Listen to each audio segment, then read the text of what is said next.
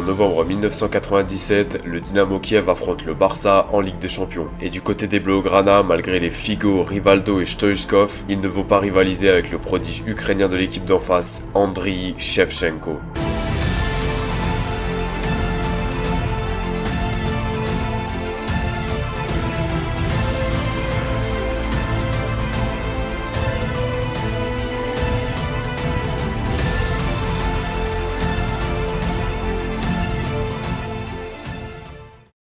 Score final 4-0, le jeune joueur de 21 ans a claqué un triplé. Kiev a terminé premier de son groupe devant le PSV, Newcastle et le Barça qui a terminé 4ème. Les Ukrainiens iront jusqu'en quart mais vont se faire sortir par la Juventus d'un certain Zinedine Zidane et d'Alessandro Del Piero. Il finira cette saison 97-98 avec 33 buts, 7 passes décisives en 41 matchs. La saison suivante, le Dynamo Kiev reterminera premier de son groupe devant le RC Lens, Arsenal et le Panathinaikos. Et cette fois-ci, ils ne perdront pas en quart de finale puisqu'ils vont sortir le Real Madrid. Andriy a marqué un but à l'aller et un doublé au retour. Le parcours se terminera en demi-finale face au Bayern, mais au match aller, Sheva remettra un doublé, mais ça ne suffira pas, les Bavarois vont passer. Encore une saison où il a mis 33 buts, dont 8 en 10 matchs en Ligue des Champions. Il terminera 3ème au Ballon d'Or derrière Rivaldo et Beckham et terminera meilleur buteur de la Ligue des Champions. Et tout ça en jouant en Ukraine. Imaginez-le juste dans un top club. Ça tombe bien parce qu'à l'été 99, il va signer dans un club qui écrasait tout dans les années 90 et qui essaye aujourd'hui de se reconstruire pour de nouveau atteindre ses sommets.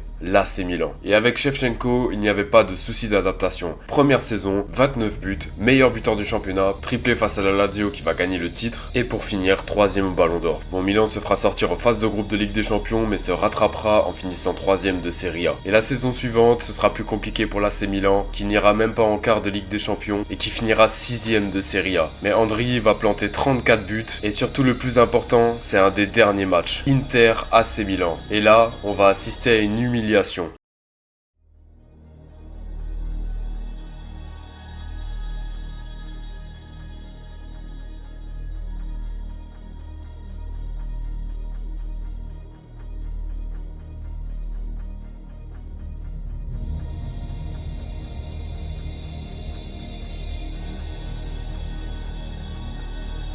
Il rilancio in avanti ma interviene subito Paolo Maldini a chiudere. Ecco Serginho che accelera, Sergio Claudio Dos Santos se ne va, Sergio Claudio Dos Santos la mette in mezzo, Comandini subito gol, 1-0 Milan.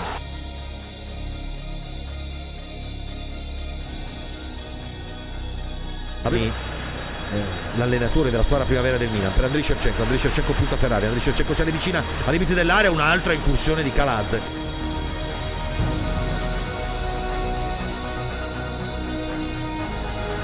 C'è stato l'intervento di Maldini su Viene, ancora Serginho da sinistra, la mette in mezzo, gol! Partite complessivamente. Casa interista, bella palla di Shevchenko per Comandini.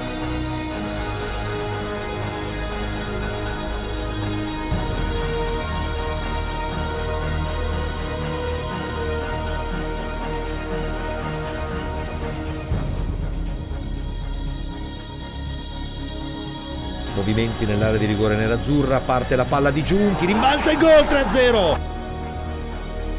De Maria allarga per Serginho, Milan che torna ad offendere con l'Inter sbilanciata. Serginho, ecco Serginho, non lo prendono più, va al cross, Serginho, palla messa in mezzo, Shevchenko, 4-0 del Milan. Quarto gol del Milan al 22esimo del secondo tempo. Milan che imperversa, Milan che va in contropiede. Prova a dare palla in avanti, Kaladze resiste alla carica, Kaladze si immola, arriva sulla sinistra, Kaladze, ed è ancora gol del Milan, il quinto, sull'asse Kaladze-Shevchenko, doppietta anche per Sheva come per Comandini, 5-0 Milan. Ecco qui il Milan accenna un attimo a fermarsi, palla di Roque Junior, c'è una spizzata, Serginho legge il movimento di Shevchenko, Serginho si infila, Serginho si incuria, ed è il sesto gol. Inter 0, Milan 6. Score final 6-0, Shevchenko a encore une fois montré toute sa classe, mais maintenant, place aux choses sérieuses.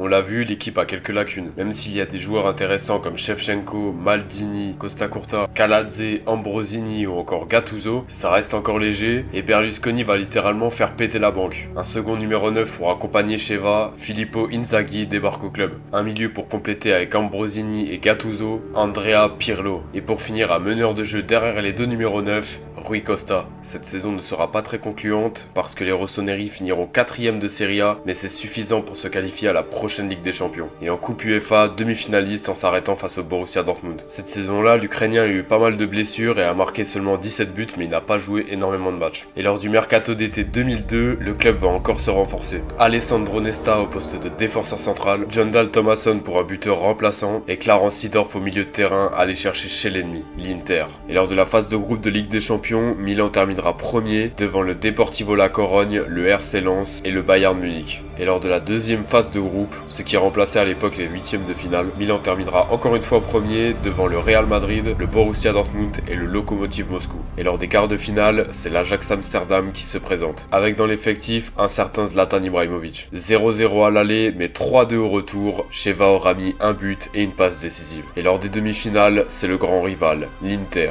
La tension est palpable, 0-0 au match aller. Mais au final, qui va sonner la révolte? C'est évidemment Shevchenko pour le but du 1-0 et qui enverra les rossoneri en finale. Et on aura le droit à une finale 100% italienne entre le vainqueur de la Serie A et le vainqueur de la Coupe d'Italie, la Juventus contre l'AC Milan. 0-0 au terme des 90 minutes, ça a été clairement un match défensif, séance de tir au but, l'AC Milan la remportera et c'est Shevchenko qui mettra le tir au but décisif. Le buteur ukrainien remporte la Ligue des Champions et a eu un rôle crucial dans cette victoire. Mais dans ce début de saison, il aura eu pas mal de blessures, mais finira quand même 4ème au Ballon d'Or. Mais la saison suivante sera encore plus forte. Une saison sur le plan individuel exceptionnelle avec une trentaine de buts. Un impact dans le jeu très bon qui fera remporter à Milan la Serie A, avec notamment de nouveaux joueurs comme Cafu. Il va former un duo légendaire avec le Brésilien Kaká. L'AC Milan subira la remontada de la Corogne, 4-1 à l'aller et se prendre 4-0 au retour, en étant en quart de finale. Sheva aura d'ailleurs marqué à l'aller. Au final, il sera couronné Ballon d'Or à la fin de l'année 2004, en étant à ce moment-là sans aucun doute le meilleur joueur du monde. Et pour la saison 2004-2005, l'effectif va se renforcer, avec un 4-4-2 en losange, avec Dida dans les cages, Maldini, Nesta, Stam, Cafu en défense, Pirlo en regista, Seedorf et Gattuso plus haut, Kaká en trequartista et la doublette Crespo-Shevchenko. Un effectif all-star sous les commandes de Carlo Ancelotti. Un jeu très axial avec des joueurs mobiles. Un football simple mais très efficace. Il y a aussi une deuxième composition qui a été inventée par Carlo Ancelotti, c'est le fameux entre guillemets sapin de Noël. Les latéraux Maldini et Cafu apportent leur soutien à Seedorf et Gattuso, eux-mêmes assistent Rui Costa et Kaká, et ces deux-là vont mettre en soutien Shevchenko, pendant que tout ça tournera autour de Pirlo. Le club lombard terminera premier de son groupe de Ligue des Champions devant le FC Barcelone, le Shakhtar Donetsk et le Celtic Glasgow. En huitième de finale, c'est Manchester United et l'AC Milan passera sur le score de 2-0, score cumulé. Shevchenko était blessé à ce moment-là, mais va revenir pour les quarts de finale qui étaient face à l'Inter, où le buteur ukrainien inscrira un but aller et retour. Décidément, c'est vraiment la bête noire des interistes. Demi-finale aller face au PSV, 2-0 pour Milan avec un but de Shevchenko, mais au retour ce sera beaucoup plus compliqué, 3-1 pour les Néerlandais, mais Milan se qualifiera grâce au but à l'extérieur. Une finale qui opposera donc les rossoneri à Liverpool, une première mi-temps gérée de bout en bout avec un 3-0, une passe décisive de Sheva pour Crespo, il aura mis un but refusé, pour certains il y avait véritablement but, mais il n'a pas été accordé. Personne ne s'y attend, mais un scénario cauchemardesque va frapper les Lombards, égalisation de Liverpool 3-3, et l'Ukrainien n'arrivera pas à concrétiser en seconde période, malgré les tentatives, elles sont constamment repoussées par Jerzy Dudek. Au final c'est une défaite lors de la séance de tir au but, et contrairement à 2003, Sheva ratera le pénalty décisif. Cette finale va le marquer à vie, et même encore maintenant il déclare en faire des cauchemars. Et après tout ça, la saison prochaine, Milan refera un beau parcours et ira jusqu'en demi-finale de Ligue des Champions, mais s'arrêtera face au Barça. D'ailleurs, Shevchenko a mis un but signalé hors jeu, mais qui n'aurait pas dû l'être. Et au final, après 7 ans au club, c'est l'heure du départ et il partira à Chelsea. La direction voulait le garder, mais sa femme voulait vivre à Londres, et donc Sheva va essayer une nouvelle expérience en Première Ligue. Contrairement à ce qu'on pourrait croire, c'est une bonne première saison, et il était quand même assez impactant dans les grands matchs, surtout dans la qualification de Chelsea en demi-finale de Ligue des Champions, en ayant marqué aller-retour face à Valence. D'ailleurs, la demi-finale sera perdue face à Liverpool, où Shevchenko sera blessé au match retour qui sera perdu, contrairement au match aller qui avait été remporté. Mais la deuxième saison sera beaucoup plus compliquée, stats en baisse, pas là dans les grands matchs, et surtout il a fini sur le banc, contrairement à l'année passée où Chelsea jouait à 2 buteurs, lui